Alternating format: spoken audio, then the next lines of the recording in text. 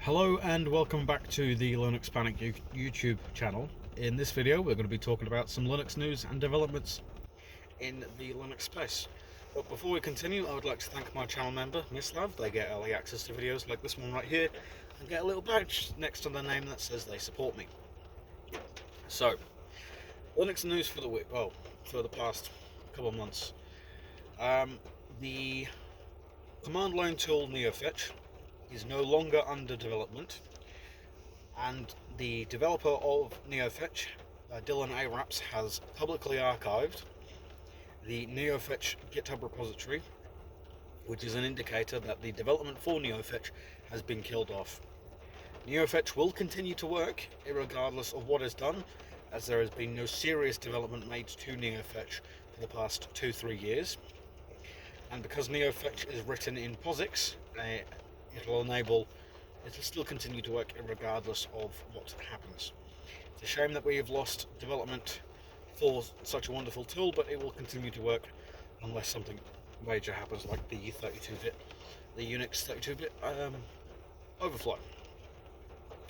In other news, the Red Hat has released Red Hat Enterprise Linux 9.4 in line with their development path.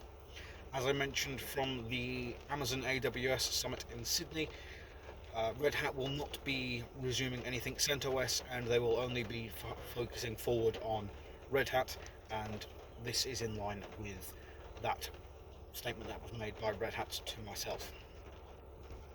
In other news, the Canonical have released Ubuntu version 29 or 24.04, and as such there comes a few problems with it.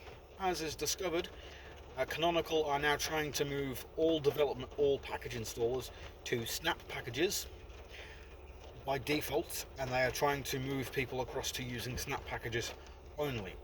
Now, not everyone in the Ubuntu community is a fan of Snap packages, but unfortunately Canonical are now preventing or trying to get you to avoid installing deb packages and just use the Snap system only.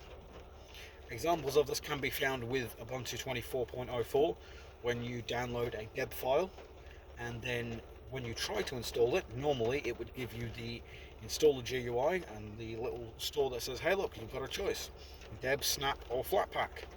Now when you open a deb file, it gives you the archive, but it does not install it by default or give you the option to install it by default anymore. This does not appear to be a bug, according to Canonical, whereas people who've used Ubuntu who prefer not to use Snap will become rather upset about this, and this is a thing that is being forced upon Ubuntu users. This is entirely unwanted, but unfortunately, if you use Ubuntu, you have to make a choice.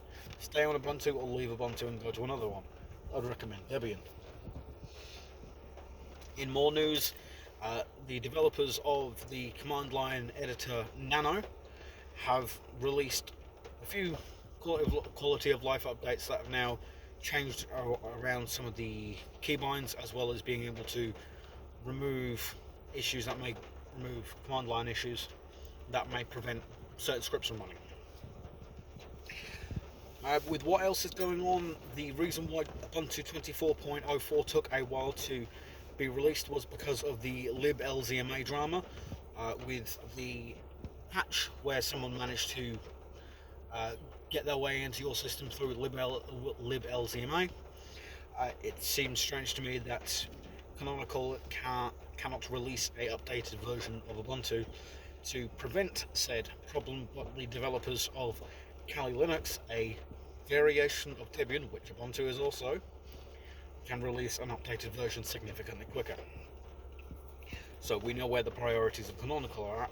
It's in their pockets, and it will always be in their pockets.